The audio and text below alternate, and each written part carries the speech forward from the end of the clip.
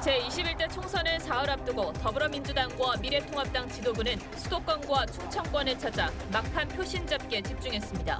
민생당은 거대당의 위성정당은 위헌이라고 주장했고 정의당은 교섭단체가 되게 해달라고 호소했습니다. 유시민 이사장의 법여권 180석 발언에 야당은 독재가 시작될 거라 비판했고 여당에서는 자세를 낮춰야 한다며 경계에 나섰습니다. 국회 180석 확보의 의미가 뭔지 자세히 짚어봅니다. 내일부터는 미국에서 입국하는 사람 모두 코로나19 검사를 받게 됩니다. 부활절을 맞아 일부 교회는 현장 예배를 강행하거나 차 안에서 예배를 드리는 자동차 예배를 하기도 했습니다. 라임 사태 핵심 피의자가 마카오 공항에 억류됐을 당시 김봉현 전 회장이 편의 물품을 제공하는 등 조력이 있었던 것으로 알려졌습니다. 단독 보도합니다.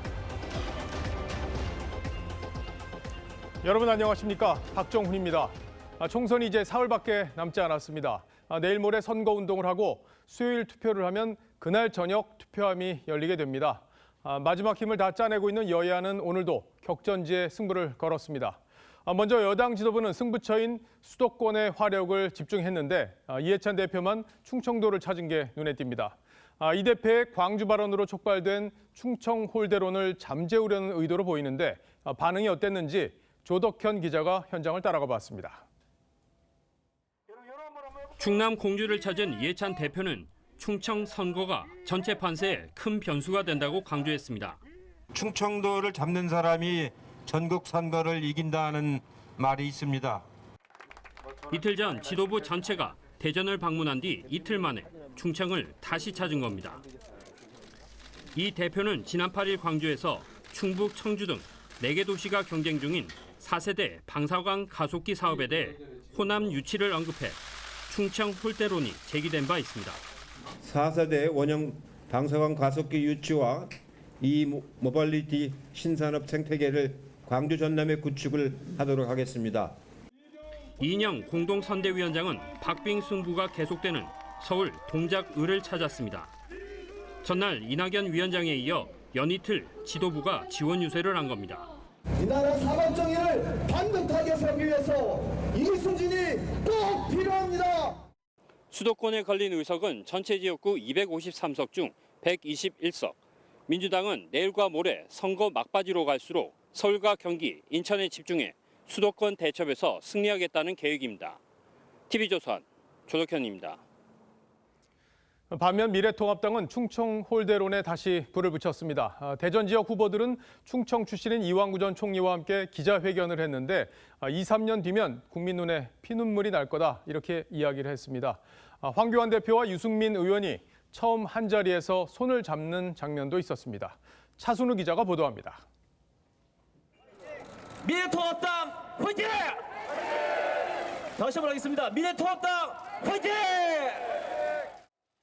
미래통합당 황교안 대표와 유승민 의원이 한자리에 섰습니다. 지난 2일 공식 선거운동 이후 처음입니다. 몇 번이나 손을 꼭 잡은 두 사람은 문재인 정권 심판과 통합당 지지를 호소했습니다. 경제가 없어졌습니다.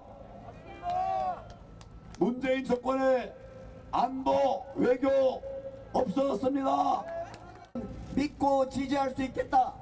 이렇게 할 때까지 저희들 개혁하고 또 개혁하겠습니다. 김종인 미래통합당 총괄선거 대책위원장은 경기도 유세에서 문재인 대통령은 긴급재정 명령권을 즉각 발동하라고 강조했습니다.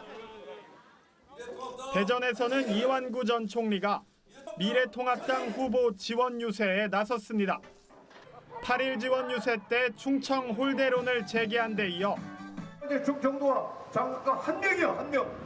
이런 부대점이 어디 있어요? 오늘도 같은 논리로 충청 표심을 파고들었습니다. 장관과 장관급이 18명이요. 보통 4-5명 정도가 충청 인사가. 대전 지역 후보 7명도 민주당의 폭주를 막을 견제의 힘을 달라고 호소했습니다. TV조선 차순우입니다. 한 표가 아쉬운 민생당 그리고 정의당도 오늘 하루 사활을 건 선거 유세전을 펼쳤습니다. 국민의당 안철수 대표는 국토종주 12일 만에 수도권에 도착했습니다. 차정승 기자입니다. 민생당 손학규 선대위원장은 거대 양당이 만든 위성정당이 위헌이라고 주장하며 헌법 소원 청구를 예고했습니다. 실제 의석수보다 더 많은 의석수를 확보함으로써 다른 정당의 정당한 몫을 부당하게 편법으로 탈취하고 있는 것입니다. 정의당 심상정 대표는 대전과 세종, 경기도를 돌며 정의당이 교섭단체가 될 수 있도록 한 표를 호소했습니다. 사회적 약자의 편에서 민생을 지킬 기호 6번 정의당에게 남은 여러분들의 표를 몰아주시기 바랍니다. 우리공화당 서청원 상임선대위원장은 당 유튜브 방송과 분당구 을 후보 지원 유세에 나섰고 그동안 이 문재인 정부가 싸운 사람은 누굽니까? 공화당원 여러분입니다. 이 정부가 싸운 지도자는 누굽니까? 국민의당 안철수 대표는 국토종주 12일 만에 수도권에 도착했습니다. 우리는 어떤 기득권 세력과도 관련이 없는 유일한 개혁 정당임을 잊지 맙시다. 박근혜 전 대통령 석방을 주장하며 단식을 이어가던 홍문종 친박신당 대표는 8일 만에 단식을 멈추고 병원으로 이송됐습니다. 형집행정지를 포함한 대통령 관한 사안들에 대해 해결의 의지를 보이고 있다는 판단이 들었고 TV조선 차정승입니다. 서울 종로에서는 후보들의 무게감 때문이었는지 그간 상호 간의 공방은 별로 없었죠. 그런데 선거 막판 신경전이 불붙었습니다. 발단은 이낙연 후보의 교통딱지 발언이었습니다. 어떤 이야기인지 김보건 기자의 설명을 들어보시죠. 이곳 광화문 광장이 있는 대한민국 정치 1번지 서울 종로구의 사전투표율은 34.5%로 수도권에서 가장 높았습니다. 전국에서 가장 주목받는 선거인 만큼 후보자 간 막판 신경전도 뜨거워지고 있습니다. 논란이 된 민주당 이낙연 후보의 발언입니다. 제가 경찰청장께 전화를 드려서 딱지를 좀 덜 떼면 될 거다. 세심하게 배려하겠습니다 하는 그런 해답을 받았습니다. 코로나19로 어려운 종로 골목 상권을 챙긴다는 취지였지만 관권 선거라는 비판이 나왔습니다. 경찰청장을 운운하며 구기동 딱지 특혜를 내세우는 발상은 근본적으로 비상식적이다 못해 오만합니다. 두 후보는 어제도 공방을 주고받았습니다. 통합당 황교안 후보 측은 이 후보가 공식 선거운동 기간 9일 중 5일을 지방 유세에 할애했다며 이미 당선된 듯 종로는 안중에도 없다고 비판했습니다. 저는 종로에 집중하고 있습니다. 오로지 종로에서 국민들의 마음을 얻기 위해서 최선을 다하고 있습니다. 이 후보 측은 단 하루도 종로 유세를 거른 적이 없다고 반박했습니다. 상대 후보가 굉장히 과장해서 나쁘게 얘기를 하고 계시네요. 지도자들이 다 남을 돕는데 오히려 남을 돕지 않는 것이 그렇게 자랑스러운 일인가. TV조선 김보건입니다. 지난주에는 미래통합당 차명진 후보의 세월호 막말 논란으로 수도권 표심이 흔들렸었죠. 그런데 이번에는 더불어민주당에서 심각한 막말 논란이 불거졌습니다. 백원우 전 청와대 민정비서관이 지원 유세 도중 통합당을 향해 쓰레기 정당이라는 표현을 썼는데 선거 때 상대방을 이렇게 표현한 경우는 유례를 찾기 어렵습니다. 통합당은 강하게 반발했습니다. 윤태윤 기자입니다. 어제 오후 민주당 문정복 후보 지원 유세에 나선 백원우 전 민정비서관이 통합당을 몰아붙입니다. 저런 쓰레기 같은 정당, 저런 쓰레기 같은 정치인들, 저런 쓰레기들을 국민 여러분들이 4월 15일 날 심판하셔야 됩니다. 통합당은 역대급 막말이라며 통합당을 지지하는 국민을 모욕했다고 비판했습니다. 통합당 당원들, 더 나아가 미래통합당이 제시하는 방향과 대안들, 정책들 그리고 그것들을 지지하는 일반 국민들에 대한 모독이자 우롱입니다. 민주당 지도부는 전날까지 통합당의 막말 논란을 거칠게 비판했지만 정치에 무엇이 삼류인가? 싸움질하고 막말하고 막말 정치 끝내고 바른말 정치하고 백 전 비서관의 발언에 대해서는 아무런 입장을 내지 않았습니다. 이런 가운데 김문수 기독자유통일당 공동선대위원장은 차명진 후보를 지원하면서 세월호 막말 논란에 기름을 부었습니다. 차명진 찍고 나오면 모든 진실이 밝혀지지요. 세월호 또 밝혀지지요. TV조선 윤태훈입니다. 유시민 이사장의 범여권 180석 발언 이후 선거 막판, 여당의 예상 의석을 놓고 논란이 커지고 있습니다. 여당 내부에서는 끝까지 겸손해야 한다 이런 말들이 나왔지만 이해찬 대표의 말을 들어보면 자신감에 차 있는 듯 보입니다. 일당은 이미 확보했고 과반이 넘어야 한다 이렇게 얘기했는데 미래통합당 유승민 의원은 문재인 독재가 시작된다며 견제를 호소했습니다. 최지원 기자입니다. 지지층 이탈이 우려되기 때문에 소극적으로 말하는 경향이 있는 것 같고요. 저는 하여튼 범진보 180. 유시민 노무현재단 이사장 발언이 논란이 되자 여당은 경계령을 내렸습니다. 더불어민주당 이근형 전략기획위원장은 우리 쪽과 가깝다고 알려진 논객이 빌미를 줘버렸다며 모두 3일만 참아주셨으면 한다고 자제를 요구했습니다. 자칫 오만으로 비칠 경우 보수층이 결집할 명분을 줄 수 있다는 우려 때문입니다. 하지만 민주당 이해찬 대표는 1당이라는 1단계 목표는 이미 확보했다며 2단계로 과반 의석을 제시했습니다. 이번 선거에서 저희가 1당은 확보를 했습니다. 2단계 목표는 우리가 과반수가 넘는 다수당을 만드는 것입니다. 야당은 오만이 극에 달했다고 비판했습니다. 내가 180석을 얻겠다. 뭐가 되겠다. 국민을 죄인으로 생각하는 자세가 전혀 아니죠. 저 민주당이 국회 과반을 차지하면 앞으로 우리 국민들 정말 겪어보지 못한 문재인 독재가 시작됩니다, 여러분. 진중권 전 동양대 교수도 총선 압승이 예상되자 유시민 씨가 윤석열은 이미 식물총장이라고 기뻐한다며 꼬집었습니다. TV조선 최지원입니다.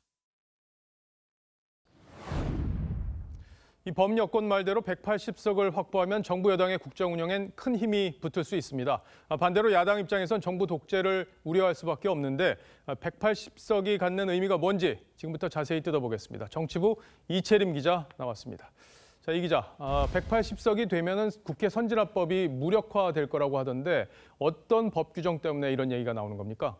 네, 국회 선진화법에 따르면 특정 안건을 소위 패스트 트랙에 올리기 위해선 제적의원 5분의 3인 180명의 동의가 필요합니다. 바꿔 말하면 한쪽이 180석 이상을 확보하면 상대당이 반대하더라도 일방적 처리가 가능하게 됩니다. 당초 국회 선진화법은 과거 정부 여당의 법안 강행 처리와 이를 막으려는 야당과의 물리적 충돌 방지를 위해 만들었는데요. 결과적으로 일방 처리할 수 있는 환경이 되는 겁니다. 자, 그렇게 되면 향후에 설치되는 공수처에도 영향을 미치게 됩니까? 네, 그렇습니다. 공수처장 후보 추천에 영향을 미칠 가능성도 있습니다. 공수처장 후보 추천위원은 총 7명인데 이 중 2명이 야당 몫입니다. 하지만 범여권 비례정당이 제3의 교섭단체를 구성할 경우 야당 추천 몫은 1명으로 줄어들 수도 있습니다. 공수처장 후보는 이들 추천위원 7명 중 6명이 찬성해야 하는 만큼 상황에 따라선 범여권이 공수처장 후보를 좌우할 수 있게 됩니다. 사실상 공수처장을 여당이 뽑을 수도 있는 그런 환경이 되는 거군요. 자, 그런데 개헌 추진 여부도 관심인데 180석으로는 안 되는 거죠? 네, 개헌은 불가능합니다. 일단 개헌안 발의는 제적의원의 과반, 개헌안 처리는 3분의 2인 200명의 동의가 필요하기 때문에 바로 개헌안을 처리하긴 힘듭니다. 다만 민생당 등 호남권을 중심으로 하는 제3의 진영이 개헌안에 동의한다면 개헌 추진이 가능할 수도 있습니다. 그러니까 지난 국회에서 4+1 협의체 이런 게 있었는데 개헌을 위한 또 협의체가 구성될 가능성도 있는 거군요.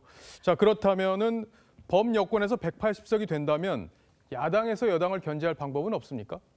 네, 지난해 민주당은 선거법 개정안들을 패스트트랙에 올리기 위해 4+1 협의체를 만들었지만 그래도 180석을 채우진 못했었는데요. 180석을 확보한다면 이 같은 협력 자체가 불필요해지겠죠. 반대로 야당은 지난해 패스트트랙 전국대처럼 물리적 방법 외에는 마땅한 저지 방안이 없게 됩니다. 더구나 당시 물리적 충돌에 가담했던 여야 의원 다수가 기소됐기 때문에 선택지는 더 좁아질 수밖에 없을 것 같습니다. 예, 결국엔 여야 협치보다는 정부 여당이 원하는 방식대로 국정 운영이 될 가능성이 높다는 거군요. 잘 들었습니다. 지금까지 이채림 기자였습니다.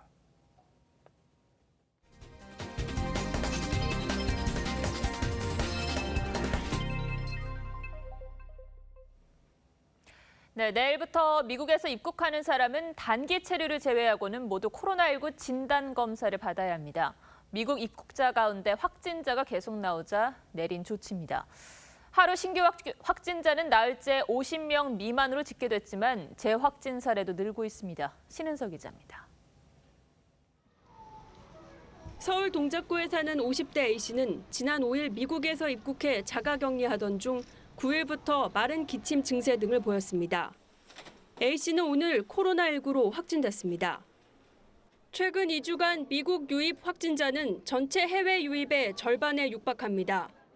이에 정부는 내일부터 미국에서 입국하는 내국인과 장기 체류 외국인은 코로나19 진단 검사를 받도록 했습니다. 유럽 입국자와 같은 수준으로 관리를 강화한 겁니다. 자가격리 후에 유증상 시에 검사를 실시하도록 하였으나 변경하여 자가격리 후에 3일 내에 전수검사를 실시하도록. 감염 경로별로 봐도 미국 등 해외 유입 확진자는 가장 비중이 큽니다.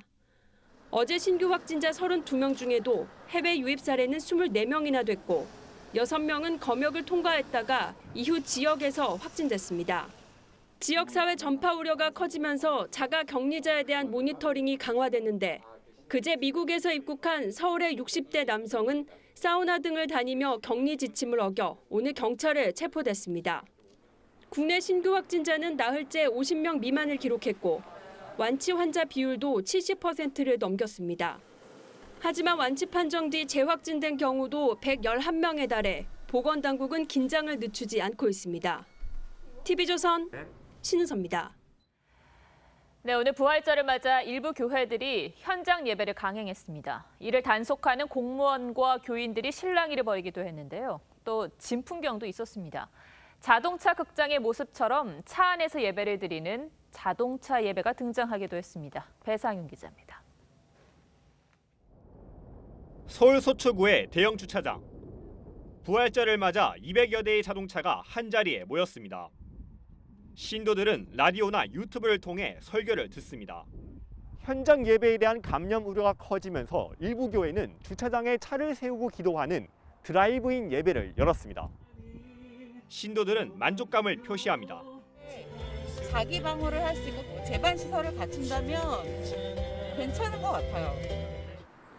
서울 중랑구의 이 교회는 현장 예배를 진행했습니다. 교인들은 마스크를 착용해 감염 우려가 없다고 말합니다. 마스크 안 쓰신 분들이 계신다거나 이런 거는 못 들어가요. 아예 못 들어가요. 서울의 이 교회는 방역 지침을 지키지 않아 서울시가 집회 금지 명령을 내렸지만 3주째 현장 예배를 이어갔습니다. 근데 외부 감염은 별로 없잖아요. 서울시는 현장 점검에 들어가려고 했지만 강한 반발에 부딪혔습니다. 오늘은 10시 반에 교회에 들어가서 조사를 하려고 했는데 교회 측에서 거부를 해서 오늘 서울에서만 현장 예배를 진행한 교회는 2,000곳이 넘습니다. 경기도 용인시에 있는 교회에서는 현장 점검을 나온 공무원과 교인 사이에 실랑이가 벌어지기도 했습니다. TV조선 배상윤입니다. 네, 코로나19로 하늘길이 막히면서 인천국제공항은 사실상 개점 휴업 상태입니다. 그 여파로 공항에서 근무하는 상당수가 일자리를 잃거나 위협받고 있고 이들이 주로 거주하는 지역은 황량한 도시로 변했습니다. 성민혁 기자가 가봤습니다. 인천 공항 근처 원룸촌입니다. 공항에서 일하는 5천여 명이 살던 곳이지만 인적이 뜸합니다. 부동산의 매물 건수는 지난달보다 40%나 늘었습니다. 3월 중순부터 이제 무급 휴직이 됐다라고 집으로 가셔야 돼서 지금 짐을 싸서 이제 내려가겠다, 집을 빼달라. 평소 공항으로 출근하는 주민들로 붐볐던 이 버스 정장도 지금은 이렇게 텅 비어 있습니다. 이사 온 지 4개월 된 면세점 근무자는 휴직 연장 통보를 받아 부모님 집으로 돌아갈 생각입니다. 월급은 기존에 한 3분의 1 정도 될 것 같고요. 있어봤자 계속 식비도 들고 그러니까 그냥 본집 들어갈게요. 생계가 걱정이지만 아르바이트 자리를 구하기도 쉽지 않습니다. 저뿐만 아니라 서비스직은 다 불안에 쌓여 있고, 그것도 이제 저희 직장 규정이 너무 이게 좀 엄격하고 막상 구하려 하니까 힘든 것 같아요. 저도 많이. 면세구역 입주 업체들도 당장 줄일 수 있는 건 인건비뿐이라 어쩔 수 없다는 입장입니다. 10명까지도 근무했는데 지금 현재는 3명밖에 없어요. 쉬어 있는 업체는 모두 다 똑같은 상황이라서. 인천공항 상주기업 종사자는 6만 3천여 명. 코로나 사태가 장기화되면서 이들의 삶마저 위협받고 있습니다. TV조선 성민혁입니다. 네, 라임 사태 관련한 TV조선 단독 보도로 이어가겠습니다. 라임 사태 핵심 피의자가 마카오 공항에 억류됐지만 전세기를 도피했다는 사실 전해드렸죠. 이 전세기를 준비한 사람은 라임의 전주로 지목된 김봉현 전 회장이고, 이 김 전 회장은 전세기뿐 아니라 피의자가 공항에 붙잡혀 있는 동안 편히 지낼 수 있도록 물심양면으로 지원을 해준 것으로 취재 결과 드러났습니다. 이재준 기자입니다. 수원역의 횡령 사건으로 인터폴 적색 수배가 내려진 김모 씨. 지난 3월 17일 마카오에서 입국을 거부당한 뒤 한국 송환을 거부하며 공항에서 버티기에 들어갑니다. 라임의 전주로 지목된 김봉현 회장은 김 씨 도피를 위해 전세기를 마련하는 한편 기상천외한 방법으로 김 씨의 공항 생활을 지원했습니다. 김 회장 측에서는 이제 어떻게든 돈이 얼마가 들어도 좋으니 이 동생을 좀 구해내야 되니까. 김 회장의 지시를 받고 한국에서 출발한 측근이 김 씨와 공항 흡연실에서 만나 4차례에 걸쳐 생필품 등을 전달했던 겁니다. 김 회장과의 연락을 위한 휴대전화 유심카드도 담뱃갑에 숨겨 김 씨에게 전달됐습니다. 보안시설에 수용된 김 씨는 약속된 시간에 맞춰 흡연실로 가기 위해 보안 요원들에게 수백 달러를 건넸다고 말한 것으로 전해졌습니다. 김 회장이 공항 직원을 매수해 김 씨의 잠자리까지 꼼꼼히 챙기라고 지시했다는 증언도 나왔습니다. 잠자리에서 에어컨 있는 거 마감 보니까. 김 씨가 김 회장의 조력을 받으며 공항에 머무른 기간은 2주가 넘습니다. 결국 김 씨는 김 회장이 보낸 전세기를 타고 유유히 마카오를 빠져나갔습니다. TV조선 이재중입니다. 15살 남학생 2명이 같은 학교를 다니는 여중생을 집단 성폭행한 사건이 국민청원을 통해 알려지면서 공분을 일으키고 있는데, 그 파장이 학교로도 미치고 있습니다. 가해 학생들은 강제 전학 조치를 받았는데, 이 학생들이 가게 될 학교의 학부모들이 받아들일 수 없다며 반발하고 있습니다. 강석 기자입니다. 여중생 집단 성폭행 가해 학생이 전학 오기로 한 인천의 한 중학교입니다. 학교 주변 곳곳에 강제 전학에 반대한다는 현수막이 붙어 있습니다. 이 학교 학부모와 인근 주민 만여 명은 전학 철회 서명 운동에 나섰습니다. 학부모들은 인근의 초등학교 4곳 등 학교가 많은 만큼 자녀들의 안전과 학습권이 침해당할 우려가 있다고 주장합니다. 학부모 입장에서도 저도 우려가 되고, 오게 되는 사유에 대해서 명확하게 알고선 처분을 하고 그거에 대해서 합당하게 이제 조치를 취해야 된다고 생각합니다. 학부모들은 또 강력범죄 수사를 받고 있는 가해 학생들을 학교가 아닌 교정교육시설로 옮기라고 교육당국에 요구했습니다. 학부모들 반발이 커지자 인천시 교육청은 가해 학생들의 구속기한이 끝나면 학교가 아닌 대안시설에서 심리상담 등을 진행하는 학업 중단 숙려제를 실시하기로 했습니다. 파장이 커지는 가운데 지난 9일 구속된 가해 학생 중 1명은 구속 적부 심사를 청구했지만 법원은 이유 없다며 기각했습니다. 구속수사 진행을 몇 번을 호소를 드렸는데 이제 늦었지만 이제 하셨어요. 잘 해결이 됐으면 좋겠습니다. 그래서 더 이상 이런 일이 없어야죠. 피해 학생의 학부모가 가해 학생의 엄벌을 요구한 청와대 국민청원은 현재 34만 명 넘게 동의했습니다. TV조선 강석입니다. N번방 사건에 대한 대대적인 수사가 이루어지고 있는 지금도 성착취물을 유포하는 텔레그램 대화방이 수사 당국을 비웃듯이 끊임없이 증식하고 있습니다. 대화방이 없어질 걸 대비해서 이른바 대피소방까지 만듭니다. 이태영 기자가 실태를 취재했습니다. 텔레그램 대화방에 불법 홍보 링크들이 가득합니다. 링크를 누르면 대기실로 이동해 자신이 가진 자료를 공유하는 이른바 면접을 거쳐 본방으로 이동합니다. N번방과 박사방 여파로 성착취물 제작은 줄었지만 암암리에 성착취물 영상 유포가 이뤄지고 있는 겁니다. 유사 N번방 운영자는 삭제에 대비해 대피소방을 미리 만든 뒤 비슷한 다른 방을 안내하기도 합니다. 이런 식으로 성착취물 공유는 물론 마약 거래방까지 운영되고 있습니다. 수사기관이 대대적인 단속과 강한 처벌을 경고했지만 성착취 영상물 제작, 소비, 유통 과정에 관여된 모든 사람에 대하여 변화된 범죄 수법과 재질에 상응한 강력한 처벌이 될 수 있도록 이를 비웃듯 폭파와 대피를 반복하며 수사망을 피하고 있었습니다. 유사 N번방이 근절되지 않는 이유 중 하나는 음란물로 회원수를 늘리면 불법 도박 사이트 광고 등을 통해 홍보비를 벌 수 있기 때문입니다. 검찰은 구속기한 마지막 날인 내일 박사방 주범 조주빈을 재판에 넘길 예정입니다. TV조선 이태용입니다. 골관절염 유전자 치료제로 주목받았던 코오롱 생명과학의 인보사가 성분 논란으로 지난해 5월 미국 임상시험이 중단되고 국내에서도 품목 허가 취소를 받았는데 미국 FDA가 임상시험 재개를 결정했습니다. 이게 어떤 의미인지 권용민 기자가 보도합니다. 2017년 허가가 난 인보사 K주. 세계 최초로 판매가 허용된 무릎 관절염 유전자 치료제입니다. 그런데 허가 당시 기재한 성분이 바뀐 사실이 확인되면서 미국 FDA가 임상 3상을 중단시키고 국내에서도 품목 허가가 취소됐습니다. 인보사 K주에 대한 품목 허가를 취소하고 코오롱 생명과학을 고발하기로 했습니다. 이렇게 벼랑 끝에 몰렸던 이 치료제가 기사회생의 발판을 확보했습니다. 미국 FDA가 모든 임상 보류 이슈들이 만족스럽게 해결됐으며 임상시험을 진행해도 좋다는 내용의 공문을 보내왔다고 코오롱 측이 오늘 밝혔습니다.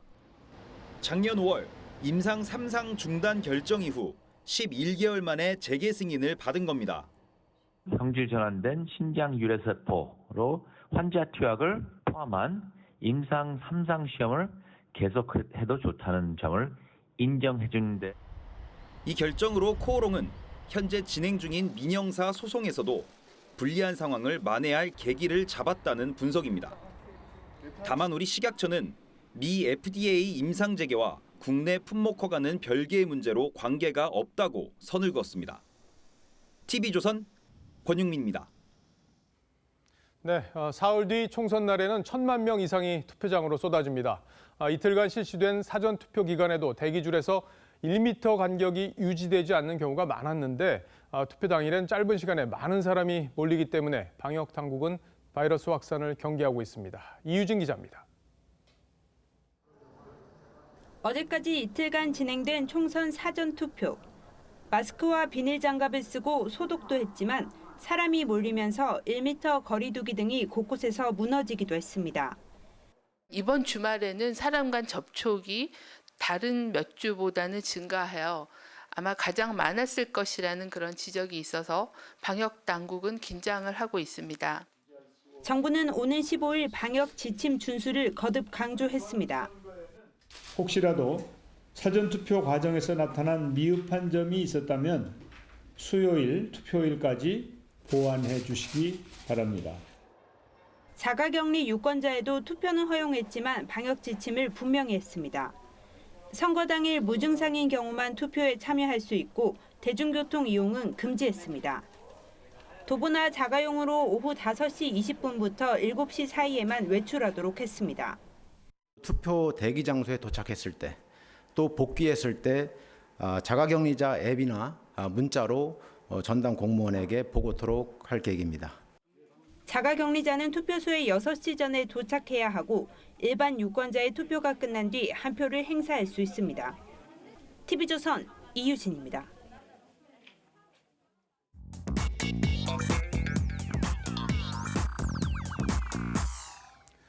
뉴스야 시작하겠습니다. 서주민 기자, 첫 번째 물음표부터 보죠. 네, 첫 번째 물음표는 사전투표 못 믿겠다로 했습니다. 예, 사전투표율이 26.69%죠. 역대 최고 투표율이 나왔는데 네.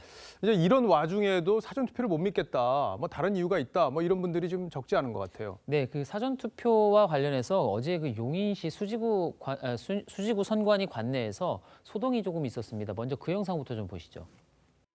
오케이, 제가 오늘 관내 투표한 경찰이 어떻게 우체국에 전달하는지 과정을 제가 따라가겠습니다. 누구 탔어요? 경찰관 한 명하고 우체국 택배 직원하고 저희도 외부인 못 들어오게 돼 있어요. 이게 지금 선거우편 처리해야 되기 때문에 네. 저희도 보안이에요. 왜요? 그럼 어떻게 속일 수가 있잖아요. 봐야 돼. 봐야지, 우리가 봐야지. 예, 공정선거 국민연대라는 시민단체가 촬영한 영상인데요. 이 단체는 이 사전투표를 하지 말고 선거 당일에 투표하라는 스티커를 곳곳에 붙이기도 했습니다. 물론 선관위는 이런 의심 자체가 말도 안 된다면서 단체 대표 등을 허위사실 유포 혐의로 검찰에 고발했습니다. 예, 고발을 했군요. 네. 근데 영상을 보니까 사전투표 봉투가 우체국까지 가는 그 장면을 그대로 따라간 거군요. 그렇습니다. 이들이 가장 의혹을 제기하는 부분이 사전투표 가운데서도 이 관외 투표입니다. 관외 투표라니까 본인 주소지에서 투표한 거 말고 주소지가 아닌 곳에서 사전투표한 그건 말하는 거죠? 그렇습니다. 이 관외 투표의 경우에는 투표소에서 우체국으로 보내진 다음에 거기에서 분류 작업을 거쳐서 또 각 선관위 개표소로 보내지게 됩니다. 일단 우체국으로 이동하는 과정에서 투표함을 바꿔치기를 할 가능성이 있다. 또 우체국에서 각 지역 선관위로 보내기 위한 분류 작업을 하는 과정에서 조작이 될 가능성이 있다는 게 이들의 주장입니다. 그런데 이런 지적이 지난해 국감에서도 사실 비슷한 취지로 나왔습니다. 어떤 의혹의 개연성이 있어서는 절대 안 됩니다. 그렇죠? 사전투표함 보관 장소처럼 말하자면 관외에서 온 우편투표함 여기에도 지금 CCTV를 설치해달라는 그런 민원입니다. 이제 그런데 어제 저희가 보도도 해드렸지만 관내 투표함은 24시간 CCTV가 감시를 하고 있는 거잖아요. 그렇습니다. 예, 근데 관내 투표함이 안 되는 이유가 있습니까? 예, 선관위의 설명은 이렇습니다. 먼저 이 관내 투표의 경우 투표용지를 그대로 투표함에 투표를 하게 되죠. 반면에 관외 투표는 해보신 분들 아시겠지만 이 등기우편 봉투에 넣어서 밀봉한 상태로 투표함에 넣습니다. 이 때문에 봉투 하나하나에 바코드가 찍혀서 관리가 됩니다. 또 전국의 투표소에서 투표용지가 이 시차를 두고 오기 때문에 그때그때 이 투표함에 넣을 수밖에 없는데 그런 모습이 찍힌 CCTV 화면이 오히려 오해의 소지를 불러일으킬 수 있기 때문에 CCTV를 설치하지 않고 있다고 답했습니다. 근데 선관위의 설명도 일리가 없는 건 아닌데 이 투표함을 누군가 계속 열게 되잖아요. 그러면 감시 장치가 그럴 때 없다. 이거에 대해서는 좀 보완이 필요해 보이긴 합니다. 자, 그런데 개표 조작설이 이게 선거 때마다 나오는 거잖아요. 그렇습니다. 더 플랜이라는 영화 혹시 기억하십니까? 이 김어준 씨가 제작했던 다큐멘터리인데 이 박근혜 전 대통령이 당선된 18대 대선 때 전자개표기로 이루어진 개표 결과가 조작됐을 수 있다는 의혹을 제기합니다. 기계가 나는 분류할 수 없다고 미분류로 토해낸 표에서 박근혜 문재인의 표차가 분류된 표에서의 양 후보의 표차에 비해서 너무 크다. 이게 특이했어요. 이때도 선관위는 무책임한 의혹 제기라고 강하게 반박을 했었죠. 물론 이 정파성이 없다고 다들 주장하고 있지만 주로 야당 성향의 단체들이 정부의 선거 관리를 신뢰할 수 없다며 의혹을 제기하는 그런 양상이 결국 반복되고 있다고 볼 수 있겠습니다. 결국에는 이제 상대에 대한 극단적인 반감이 이런 불신을 만들어내고 있다 이렇게 볼 수도 있겠군요. 예. 자, 첫 번째 물음표 정리해 볼까요? 네, 첫 번째 물음표 사전투표 못 믿겠다의 느낌표는 정치 불신이 불러온 선거 불신으로 했습니다. 의혹 제기는 뭐 할 수 있겠지만 이 공공 시스템 자체가 공공 시스템에 대한 신뢰가 우리 사회를 지탱하고 있는 것 아니겠습니까? 참고로 전 사전 투표 그것도 관외 사전 투표를 했습니다. 예, 저는 뭐 주말 뉴스 진행 때문에 투표 당일날 투표할 계획입니다. 네. 자, 다음 물음표로 가보죠. 네, 두 번째 물음표는 높은 호남 사전 투표율 진보 결집으로 했습니다. 예, 이 호남 투표율이 몇 %였습니까? 사전 투표율이 전국 17개 광역시 가운데 전남이 35.8%로 가장 높았습니다. 그 뒤가 전북이었고요. 세종에 이어서 광주가 네 번째였습니다. 이 반면에 사전 투표율이 가장 낮았던 곳은 이 대구입니다. 아무래도 호남에서 이제 여권 지지도가 높다 보니까 사전 투표율이 높다. 저 호남 지역에서 그러면 진보 진영이 좀 유리한 거 아니야 이런 얘기들이 좀 나오고 있어요. 네. 실제 어떻습니까? 네, 이 사실 호남 지역의 사전 투표율이 높은 게 이번만의 특징은 아닙니다. 이 총선과 대선, 지방선거까지 전국 단위로 치러진 최근 4차례 선거의 지역별 사전 선거율의 평균을 한번 분석해봤습니다. 그랬더니 1위가 전남, 2위가 전북, 3위가 세종, 4위가 광주였습니다. 이번 사전 투표율 순위와 정확히 일치하는 건데요. 반면 대구는 이번뿐 아니라 역대 선거에서도 사전 투표율이 가장 낮았습니다. 결국에는 사전 투표 양상이 이번과 과거 선거 다 비슷한 추세를 보이고 있다. 뭐 이런 거네요. 그렇습니다. 오히려 서울과 부산이 예전보다 이 높은 사전 투표율을 보이는 게 더 주목됩니다. 서울은 민주당이, 부산은 통합당이 강세를 보이고 있죠. 이 코로나19 영향 등 다른 변수가 많긴 하지만 진영 간 결집 양상을 보이고 있다는 해석도 가능하겠습니다. 여야 각 당은 이 투표율을 어떻게 해석하고 있습니까? 네, 이 민주당은 정부 여당에 힘을 실어주라는 의미라고 하면서도 겸손해야 한다고 강조를 했고, 통합당은 문재인 정부를 향한 분노가 반영됐다고 각각 평가를 했습니다. 뭐 예상했던 내용 그대로군요. 네. 자, 두 번째 물음표도 정리해 보죠. 네, 두 번째 물음표, 높은 호남 사전 투표율 진보 결집의 느낌표는 진보도 보수도 결집으로 했습니다. 예, 양쪽 다 결집하고 있다 이렇게 볼 수 있는 거군요. 네. 예, 잘 들었습니다. 지금까지 서주민 기자였습니다. 네, 미국의 코로나19 확진자가 53만 명, 사망자는 2만 명이 넘으면서 미국이 가장 많은 희생자가 나온 국가가 됐습니다. 영국에서는 하루 사이 5천 명 넘게 확진 판정을 받았습니다. 유혜린 기자입니다. 사회적 거리 두기 속에 부활절을 맞이한 미국. 부활절 토끼가 차 안에서 인사합니다. 교회에선 텅 빈 의자에 신도들 사진을 채워넣거나 주차장에 차를 대고 예배를 올립니다. It was different because we weren't actually physically together. We could wave through windows, and I started calling friends I knew and talking to them. 미국 내 코로나19 사망자가 2만 600명을 넘어서면서 이탈리아를 제치고 최다 사망자 발생국이 됐습니다. 확진자도 53만 명을 돌파해 역사상 처음으로 50개 주 전체가 재난지역으로 선포됐습니다. 유럽 내 확진자 수도 85만 명을 넘어섰습니다. 영국에선 하루 새 5천여 명이 늘었습니다. 코로나19로 중환자실 치료 후 상태가 호전된 존슨 영국 총리는 의료진의 생명의 은인이라며 감사를 표했습니다. 영국 여왕은 59년 만에 처음으로 부활절 메시지를 발표했습니다. We know that coronavirus will not overcome us. As dark as death can be, light and life are greater. 스페인은 추가 확진자가 3천 명대로 줄자 출퇴근을 허용하는 등 봉쇄 조치를 일부 완화했습니다. TV조선 유혜림입니다. 네, 코로나19로 전 세계 스포츠가 멈춰섰지만 적절하고 빠른 대처로 피해를 최소화한 대만에서는 세계에서 유일하게 프로야구가 개막했습니다. 그래도 무관중 경기로 치러지는데 응원은 로봇이 대신했습니다. 박상준 기자입니다. 가벼운 러닝과 캐치볼로 개막을 준비하는 대만 프로야구 선수들. 세계 유일의 프로야구에 미디어의 관심은 뜨거웠습니다. 5월 초 개막을 기대하는 우리 프로야구보다 3주일 이상 앞선 모습입니다. 대만에서 프로야구가 빨리 열릴 수 있었던 이유는 코로나19에 대한 선제적인 조치 때문이었습니다. 중국 내에서 코로나19가 확산되자 2월 초 모든 중국인의 입국을 금지했고 마스크 수출을 막는 등의 조치로 대란을 피할 수 있었습니다. 그 결과 확진자는 300명대에 머물렀고 사망자를 6명으로 최소화할 수 있었습니다. 다만 사회적 안전거리 확보를 위해 경기는 무관중으로 치러집니다. 화제를 모았던 응원 로봇이 빈 관중석을 채웠습니다. 고향인 포르투갈 마데이라 섬에 있는 크리스티아노 호날두는 황제 축구 논란에 휩싸였습니다. 축구장을 빌려 지인들과 훈련하는 모습이 포착됐는데 포르투갈은 코로나19 확진자가 1만 6천 명에 이르는 등 비상사태 상황입니다. 방역당국은 특권은 있을 수 없다고 호날두를 비판했습니다. 아파트 창문을 통과한 드론이 무언가를 바닥에 내려놓습니다. 러시아 프로축구가 자가격리 중인 선수를 위해 시상식 대신 드론으로 이달의 선수상을 배달한 겁니다. 수상자 말컴은 깜짝 선물에 기쁨을 감추지 못했습니다. TV조선 박상준입니다.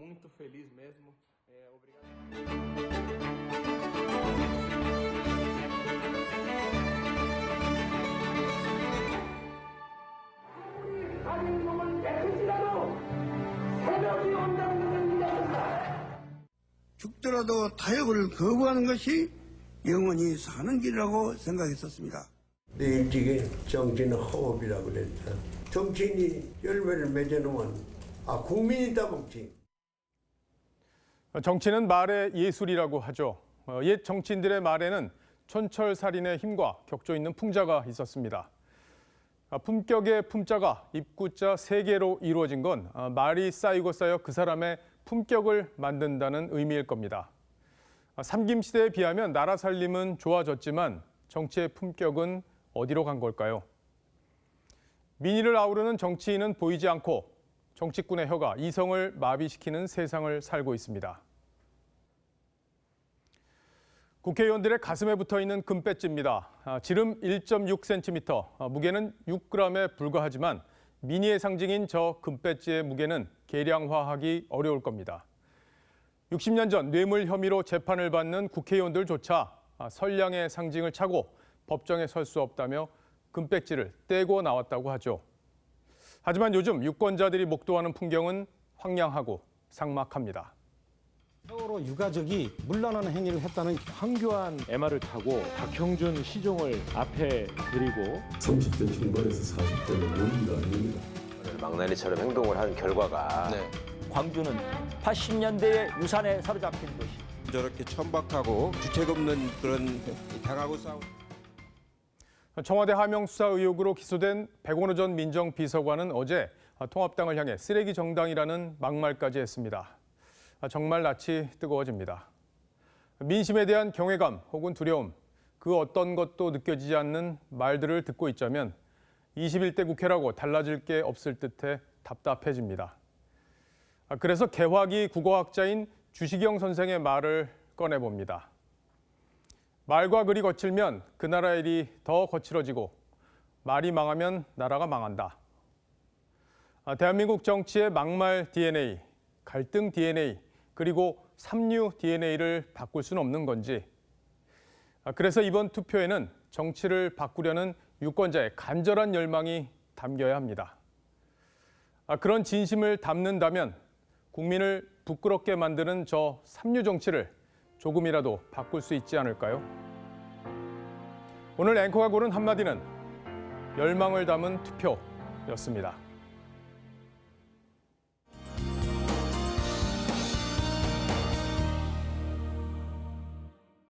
현재 동쪽 지역을 중심으로는 비가 내리고 있습니다. 여전히 강원 영서와 전라 서해안, 경상도에는 비구름이 자리하고 있는데요.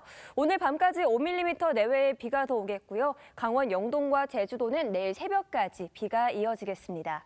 또 밤사이 강원 산지와 제주 산지에는 많은 눈이 내려 쌓이는 곳이 있겠는데요. 강원 산지에는 이미 10cm 내외의 때 아닌 봄눈이 내려 쌓인 곳이 있습니다. 여기에 앞으로 5에서 10cm의 눈이 더 쌓일 것으로 보여서 시설물 관리에 각별히 유의하시기 바랍니다. 한편 전국이 대체로 흐리다가 오늘 밤 서쪽 지방부터 차차 맑아지겠고요. 내일부터 모레까지 하늘 표정 깨끗하겠습니다. 내일 아침 지역별 기온 살펴보면 서울이 4도, 광주와 대전 5도, 울산 7도로 출발하겠고요. 한낮 기온은 서울이 20도, 부산 17도, 대구는 18도까지 크게 오르겠습니다. 모레까지 대체로 맑겠고요. 선거일인 수요일에는 날이 더 따뜻해지겠습니다. 날씨였습니다. 뉴스7 여기서 마치겠습니다. 시청해주셔서 고맙습니다.